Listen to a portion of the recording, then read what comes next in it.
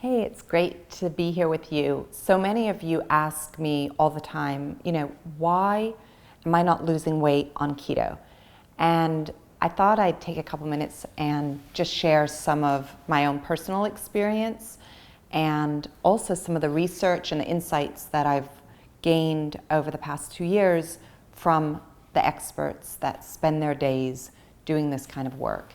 So here it is in a simple nutshell.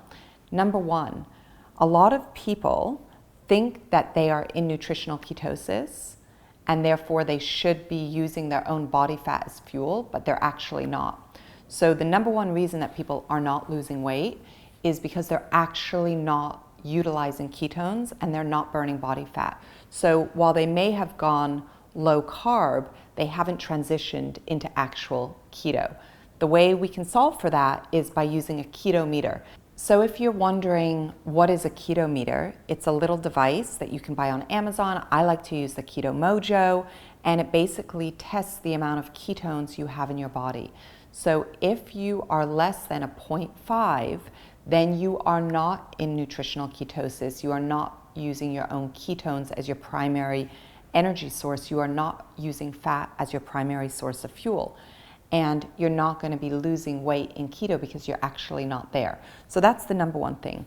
The second thing is a lot of the experts that I interviewed for my new book that's about to come out, High Fiber Keto, have given us some overview of what we really think we're consuming when it comes to fat and the reality of what we're consuming. So what it means is when people think, okay, I'm going keto, I can eat as much fat as I want, the reality is your body will be satiated when you're consuming 65 to 70% of your calories from fat, but it takes time for your body to acclimate to that. So while you're acclimating, you may be eating a lot more food than you even realize. You may be eating more carbohydrates than you realize.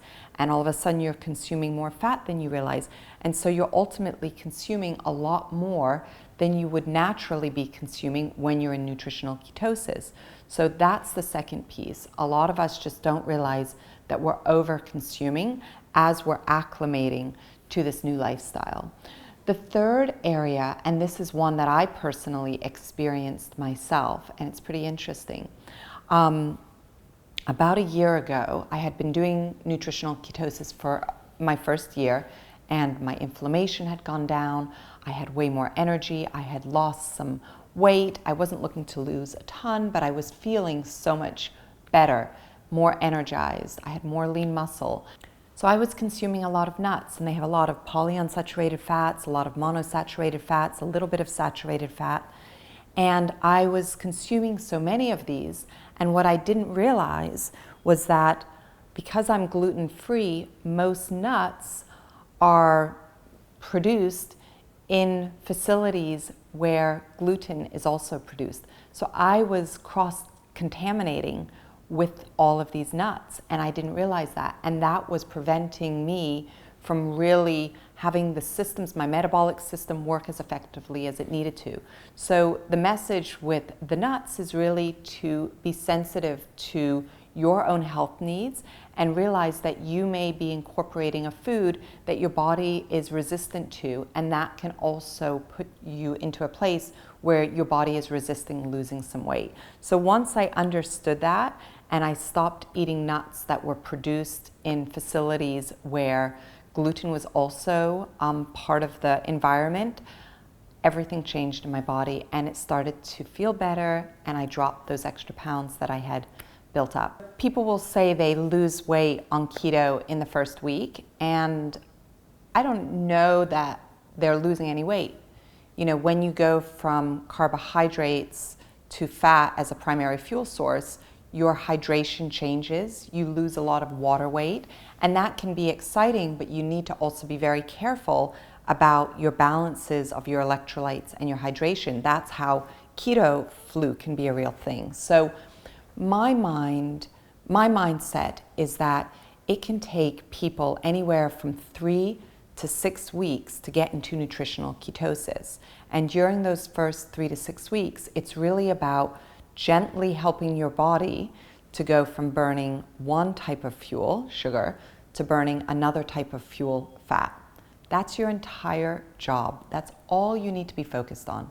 Nothing else matters as it relates to where your body's going to go. Once you get into nutritional ketosis, your body will naturally start using your own fat cells as fuel. They will want and they will need to use that. So you will naturally drop excess weight if you have it to drop. So my main message to you is keto will help you to lose weight, and it's a great lifestyle to do so and to also maintain that weight loss with the other health benefits when done correctly. But it's not something that's going to happen in the first week. It's all about getting into nutritional ketosis and then letting your body do what it naturally wants to. So it may be a bit of practice and patience, 3 to 6 weeks. To me, feels like a very short time frame, especially when you're changing so much in your body. But be easy on yourself, be good to yourself, trust the process, and know that the science is really there to support improving your health. And losing weight is just a piece of better health. So those are just a few simple ways that I hope got you thinking a little bit about why you may not be losing on keto. And my message to you is, look, you can add your comments of what you've learned and what you know into the section just below.